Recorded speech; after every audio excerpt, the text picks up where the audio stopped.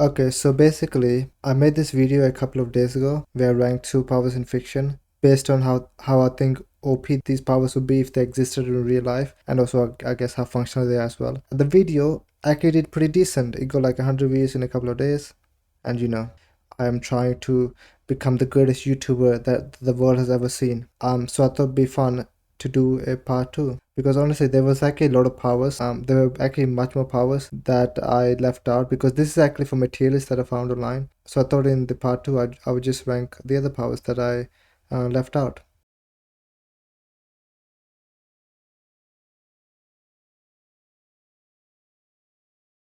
But anyways, with that intro out of the way, let's just get right into it. Okay, so mediumship. Now, as a power, this is actually not really that good. I'm gonna say as a power, I mean like if you're competing against these kind of powers, right, this is not really that good. But if you're talking like powers that are just interesting to have, I feel like this is definitely one of the more interesting powers to have because you can legitimately talk to the dead, right? Like there's more people who have died in the world over in the entirety of history than there are people alive right now. So it would be fun to talk to those people, right? So if you're basing this on what I didn't say, kind of just fun, I would say this is a fun power to have. This is a fun power to have, but if you're being more realistic, I would say this is pretty useless. But honestly, I would rather have this than super healing. Yeah. Astral projection. Okay, so this one is honestly as useless as super healing because astral projection is basically you can separate your body from your spirit, right? And when you do that, you can just, I guess, be invisible and you can see whatever is happening in the entire world, right? But your body is vulnerable. So what's happening is that you get invisibility because I guess other people can't see you because you're a spirit. So you can pretty much do whatever invisibility does, but at a nerve because your body is vulnerable. So you can, I guess, die if this happens, if someone finds your real body, right? Plus, there's also the fact that can you actually interact with the real world or not? Because if you can't, then that kind of makes it worse. But it also makes it a bit better because you can phase through walls. But because it's basically just invisibility with a nerf, I feel like this is pretty useless. It might be as bad as super healing. You know what? No, I'll say it is worse actually. Like I'll say it's better. Elemental control. Okay, so this one is a bit interesting because I feel like this is kind of like the Swiss Army knife of a superpower. I'm ranking these powers on functionality, so how useful they are and also how powerful they are as well. So that's why super strength and telekinesis and gravity manipulation are first, right? Followed by these ones, and then these ones are just all the functional powers. But if a power is functional enough, then I have it in A, like healing, right? But with this one, this kind of covers a lot of bases. So when I think of elemental control, I'm thinking of the four elements: fire, water, wind, and air, right? And what's essentially happening is that if you have this, you have super strength to an extent because you can use the elemental control of water and earth to kind of push and pull stuff, right? So it's kind of super strength, but not really because it would depend on how strong those elements are in the first place, right? There is a cap to how strong a earth element can be, and when I say that, I'm including like metals as well, right? I don't know if that cap applies to water. Like, can you squish water even more and more? I don't know. But I think there is some kind of cap here. You also have access to unlimited waters, so which is actually pretty nice. You can fly as well because of control over wind, so it's flight. You can create a fire, which is really useful. So it's actually really useful power, and it's also really nice to have. The thing is, I want to rank this higher. Like, I want to say it's like better than super strength, telekinesis, gravity manipulation, at least higher than one of these. But a lot of these powers are being ranked on the base scale, as in like how strong they are out of the gate without you scaling them up. Like, okay, if you scale up super strength, then obviously the universe would be destroyed because that's the kind of levels we're talking. Same with if you scale up telekinesis and gravity manipulation.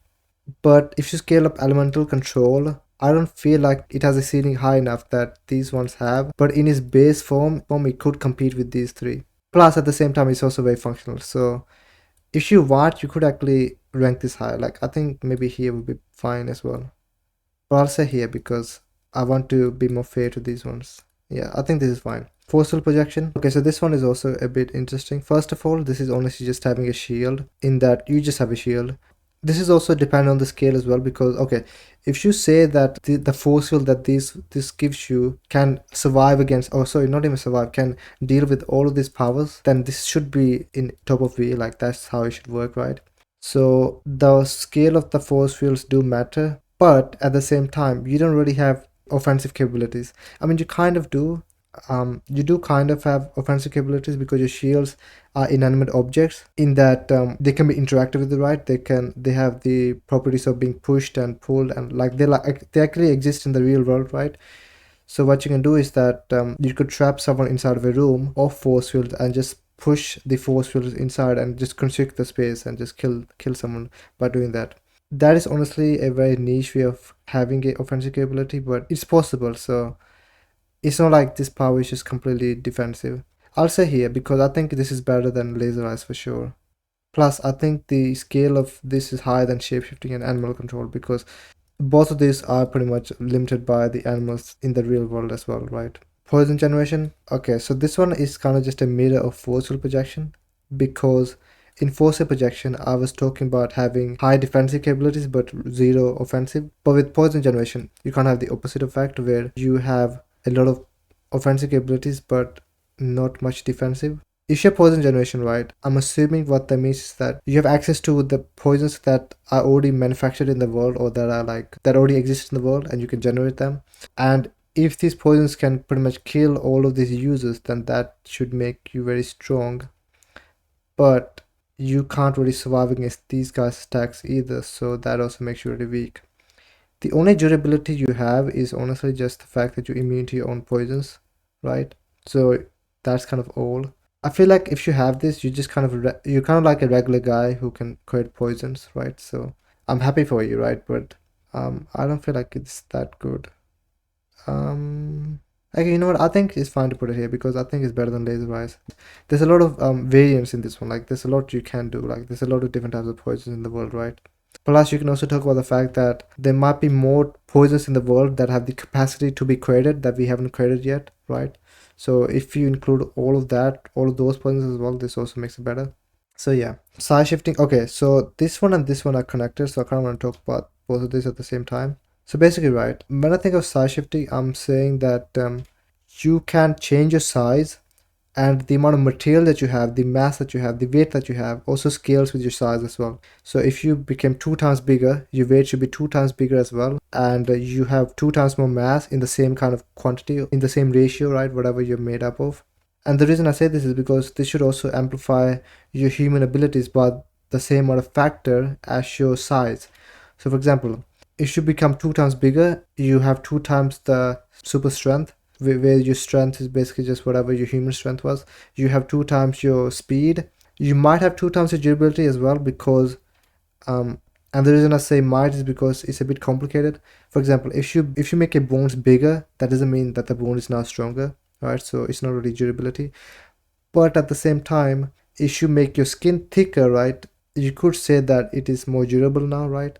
So durability is a bit complicated, but definitely I think to some extent your human qualities or human properties are being increased by a factor, right? So it has to be pretty high. I think it has to be pretty high.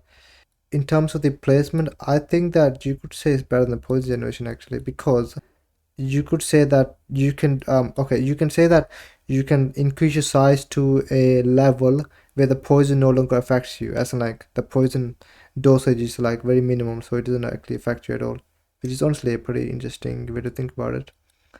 So yeah, I think it might be fine to put it here. I feel like it's better than laser eyes and all of these ones.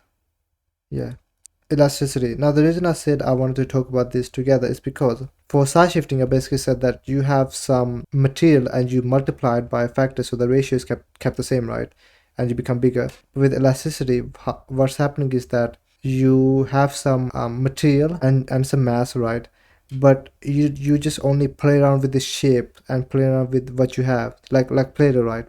You don't actually gain more mass or gain more weight or whatever, right?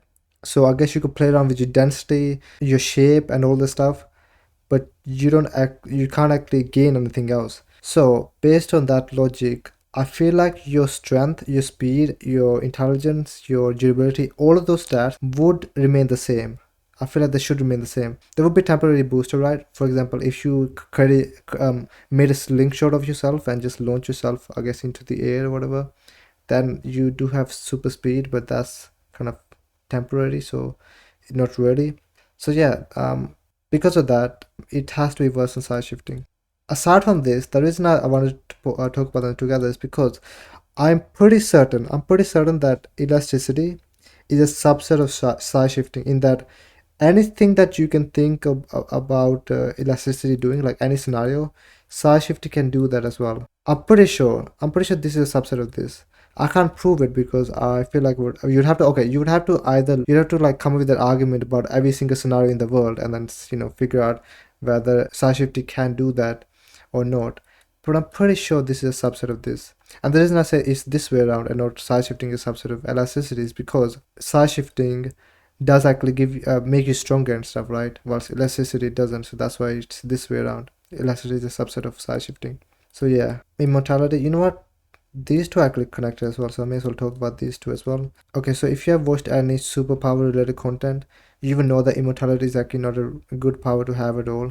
This power is basically just not very good at all, because what it's doing is that you cannot die at all, right? You can't die, so which means that you will win against everyone, right? But you will still take damage and you will still get hurt and all that stuff. So it's like you're nerfing yourself so much to the point of suffering, but you're like, I guess, technically winning.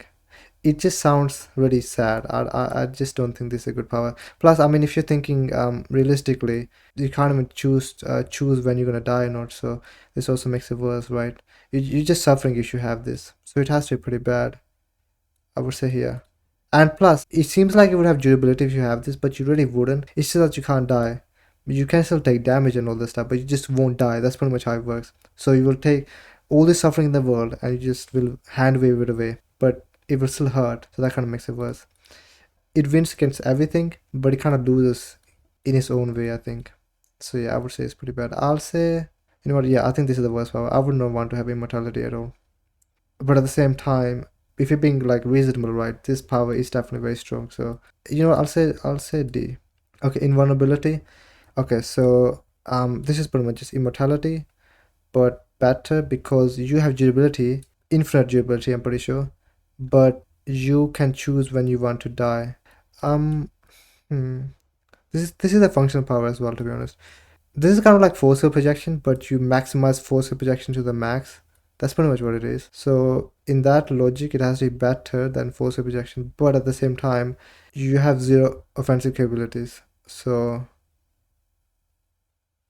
you know what, somewhere here, I think that's fine. Electricity. Okay, so this one is like pretty simple. This is just a subset of elemental control. It's not really a subset because I said elemental control refers to fire, water, earth, and wind. But it kind of varies because electricity is kind of like another element anyways, and I feel like elemental control is kind of like four times better than this because you have more elements. So I feel like it is kind of like a subset, but not really. Plus, I don't think it's as functional as elemental control either. You know what? I'll say.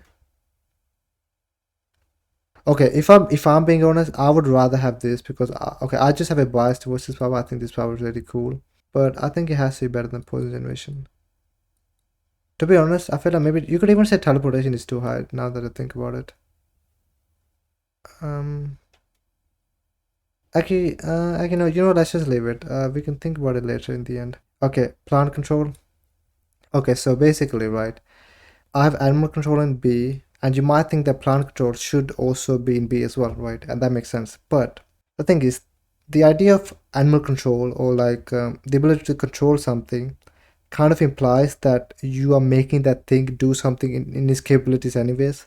Like, okay, if you have animal control, right, and you control the tiger to hunt something, you kind of made the tiger do something that it could already do anyways. All you really did was tell it to do it, right? So now you apply that to plants and you tell a rose to do something. What are you going to tell it to do?